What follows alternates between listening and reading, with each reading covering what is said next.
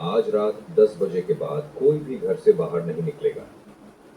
गांव के मुखिया की ये घोषणा सुनकर पूरे गांव में सन्नाटा छा गया था। लोगों के चेहरों पर डर साफ दिखाई दे रहा था। पिछले 8 दिनों में 8 लोग रहस्यमयी तरीके से गायब हो चुके थे। किसी को नहीं पता था कि वे कहां गए, किसने उन्हें उठाया या उनके साथ क्या हुआ। सबसे अजीब बात यह थी कि सभी लोग रात 10 बजे के बाद ही गायब हुए थे। न किसी ने कोई चीख सुनी थी, न किसी ने किसी को जबरदस्ती ले जाते देखा था। जैसे अंधेरा खुद जिंदा हो गया हो और हर रात अपने लिए एक नया शिकार चुन रहा हो। लेकिन उस समय किसी को नहीं पता था कि ये सब एक ऐसी डरावनी घटना की शुरुआत थी जिसे गांव वाले आज भी याद करके कांप उठते हैं। बारिश की हल्की बूंदें टीन की छत पर लगातार गिर रही थीं। गांव के बाहर बनी पुरानी चाय की दुकान पर 4 दोस्त बैठे हुए थे। रात गहरी हो चुकी थी। सड़क लगभग सुनसान थी और दूर दूर तक सिर्फ बारिश की आवाज सुनाई दे रही थी। राहुल, विक्की, समीर और अर्जुन गर्म चाय के कप हाथ में लिए बातें कर रहे थे। माहौल बिल्कुल सामान्य था, लेकिन उन्हें नहीं पता था कि कुछ ही मिनटों में वे एक ऐसी कहानी सुनने वाले हैं जो उनकी पूरी जिंदगी बदल देगी। दादाजी, गांव वाले कहते हैं कि आपने अपनी जवानी में कुछ ऐसा देखा था जिसके बारे में आज भी कोई बात नहीं करता। क्या वो सच है? समीर की बात सुनते ही चाय की दुकान के एक कोने में बैठे दादा ठाकुर ने धीरे से अपना सिर उठाया। उनकी उम्र लगभग 70 साल रही होगी। सफेद बाल, झुर्रियों से भरा चेहरा और आंखों में ऐसा अजीब डर जो किसी आम इंसान की आंखों में नहीं दिखता। उन्होंने कुछ क्षण तक बाहर हो रही बारिश को देखा, फिर चाय का एक घूंट लिया और धीमी आवाज में बोलना शुरू किया। सच है बेटा, और काश वो सब कभी हुआ ही न होता। आज से 40 साल पहले जब मैं जवान था, हमारे गांव में एक ऐसी घटना हुई थी जिसने पूरे इलाके में आतंक फैला दिया था। शुरुआत में किसी ने उसे गंभीरता से नहीं लिया, लेकिन कुछ ही दिनों में हालात इतने खराब हो गए कि लोग सूरज ढलने के बाद अपने घरों के दरवाजे बंद करके बैठ जाते थे। बच्चों को बाहर निकलने की इजाजत नहीं थी और रात 10 बजे के बाद तो पूरा गांव शमशान जैसा शांत हो जाता था। ऐसा क्या हो गया था दादाजी? लोग गायब होने लगे थे। ये सुनते ही चारों दोस्त एकदम चुप हो गए। बाहर बिजली चमकी और कुछ क्षण के लिए पूरी चाय की दुकान सफेद जायला रोशनी आला में रे आ गई। तुझे बहीण दादा ठाकुर की आवाज अब पहले से भी धीमी हो चुकी थी। पहले दिन एक किसान गायब हुआ। गांव वालों ने सोचा कि शायद वो किसी रिश्तेदार के यहाँ चला गया होगा। दूसरे दिन एक चरवाहा गायब हो गया। तीसरे दिन एक लकड़हारा। चौथे दिन एक दुकानदार। और फिर यह सिलसिला रुकने का नाम ही नहीं ले रहा था। हर सुबह किसी न किसी घर से रोने की आवाज आती थी। किसी का बेटा गायब था, किसी का पति, किसी का भाई। लेकिन सबसे डरावनी बात यह थी कि किसी को कोई सुराग नहीं मिलता था, जैसे धरती उन्हें निगल जाती हो। दादा ठाकुर कुछ क्षण के लिए चुप हो गए। उनकी आंखें कहीं दूर अतीत में खो चुकी थी। ऐसा लग रहा था जैसे वो फिर से उसी दौर में पहुंच गए। लेकिन असली डर तब शुरू हुआ जब 8वां आदमी गायब हुआ। उसका नाम रामलाल था। वो गांव का डाकिया था। उस रात कई लोगों ने उसे अपनी साइकिल पर घर लौटते हुए देखा था। वो बिल्कुल ठीक था, लोगों से हंसकर बातें कर रहा था। किसी को जरा भी अंदाजा नहीं था कि वो अपनी जिंदगी की आखिरी यात्रा पर है। अगले दिन सुबह गांव वालों ने जंगल के रास्ते पर उसकी साइकिल देखी। साइकिल बिल्कुल सीधी खड़ी थी, उसका थैला भी वहीं लटका हुआ था, लेकिन रामलाल गायब था, जैसे वो हवा में विलीन हो गया हो। चाय की दुकान में बैठे चारों दोस्तों की आंखें अब दादा ठाकुर पर टिकी हुई थी। बाहर बारिश और तेज हो चुकी थी। दूर कहीं कुत्ते के रोने की आवाज सुनाई दी। फिर किसी ने जांच नहीं की? थी बेटा, और वही हमारी सबसे बड़ी गलती साबित हुई, क्योंकि उसी जांच के दौरान मैंने पहली बार उसे देखा था। किसे? दादा ठाकुर की आंखों में अचानक डर उतर आया। उस औरत को जिसके आने के बाद हर रात कोई ना कोई इंसान गायब हो जाता था। ये कहते ही बाहर अचानक तेज बिजली कड़की। कुछ क्षण के लिए पूरी चाय की दुकान रोशनी से भर गई और उसी पल चारों दोस्तों को ऐसा लगा जैसे दुकान के बाहर सड़क पर कोई सफेद साड़ी पहने खड़ा हो। लेकिन जब उन्होंने दोबारा देखा तो वहां कोई, चाय की दुकान में कुछ पल के लिए अजीब सी खामोशी छा गई। बाहर बारिश लगातार बरस रही थी और टीन की छत पर गिरती बूंदों की आवाज माहौल को और डरावना बना रही थी। राहुल, विक्की, समीर और अर्जुन अब पूरी तरह दादा ठाकुर की कहानी में खो चुके थे। कुछ देर पहले तक जो लोग हंस मजाक कर रहे थे, अब उनके चेहरों पर गंभीरता साफ दिखाई दे रही थी। दादा ठाकुर ने अपने कांपते हाथों से चाय का कप उठाया, एक छोटा सा घूंट लिया और फिर धीरे धीरे बोलना शुरू किया। रामलाल के गायब होने के बाद पूरे गांव में दहशत फैल चुकी थी। लोग शाम होते ही अपने घरों में बंद हो जाते थे।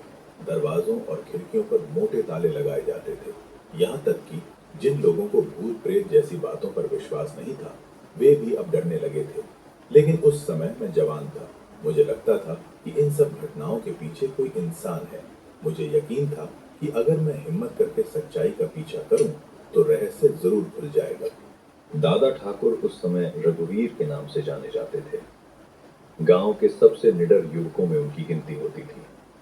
जहां बाकी लोग अंधेरा होते ही घर लौट आते थे, वहीं रघुवीर ने फैसला कर लिया था कि वो खुद उस रास्ते पर जाएगा जहां से लोग आखिरी बार दिखाई देते थे। उसे नहीं पता था कि वो फैसला उसकी जिंदगी का सबसे खतरनाक फैसला साबित होने वाला है। उस रात गांव में असामान्य सन्नाटा था।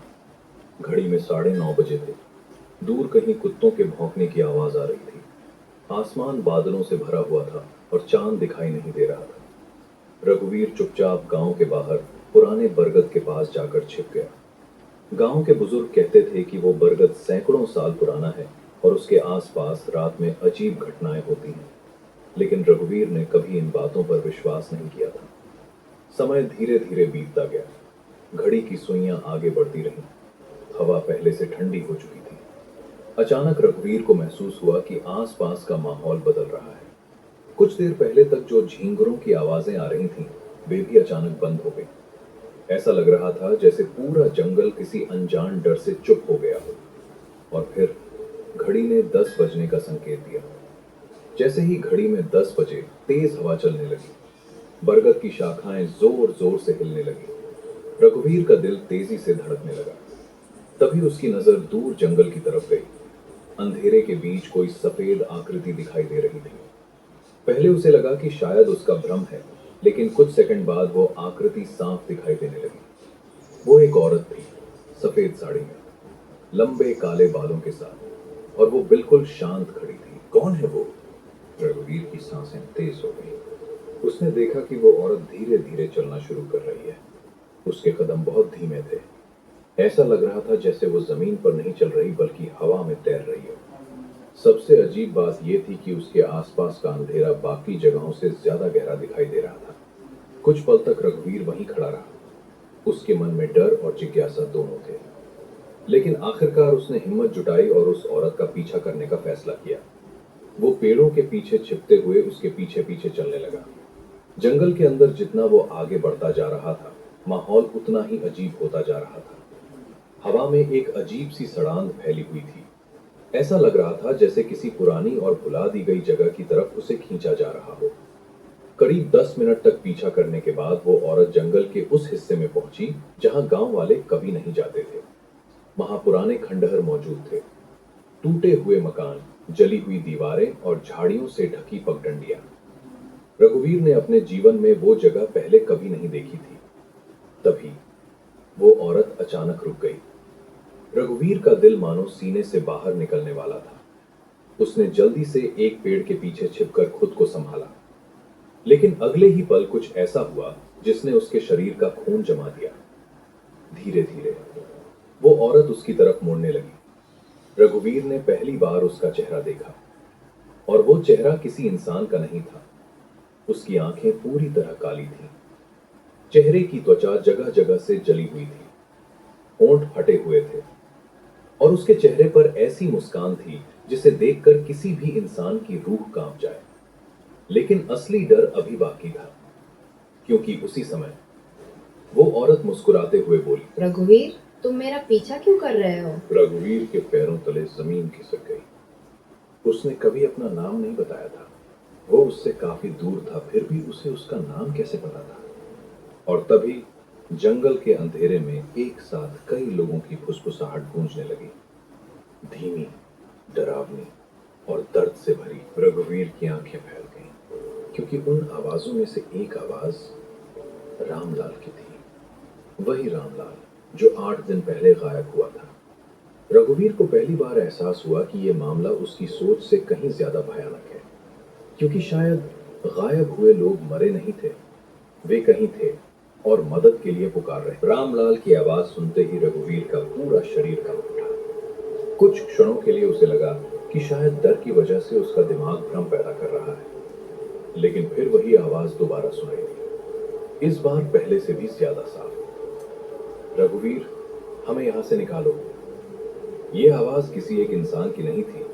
ऐसा लग रहा था जैसे कई लोग एक साथ मदद मांग रहे हों। कुछ आवाजें रो रही थीं, कुछ दर्द से कराह रही थीं और कुछ इतनी धीमी थीं कि शब्द समझना मुश्किल था। लेकिन एक बात साफ थी, ये आवाजें उसी दिशा से आ रही थीं जहां वो रहस्यमयी औरत खड़ी थी। रघुवीर ने हिम्मत करके फिर से सामने देखा, लेकिन वहां कोई नहीं था। वो औरत गायब हो चुकी थी।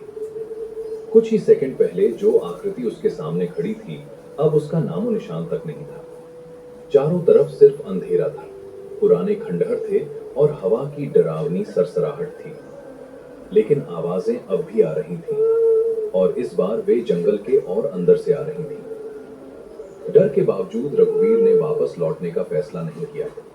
उसे महसूस हो रहा था कि अगर आज वो पीछे हट गया तो शायद ये रहस्य कभी नहीं सुलझेगा।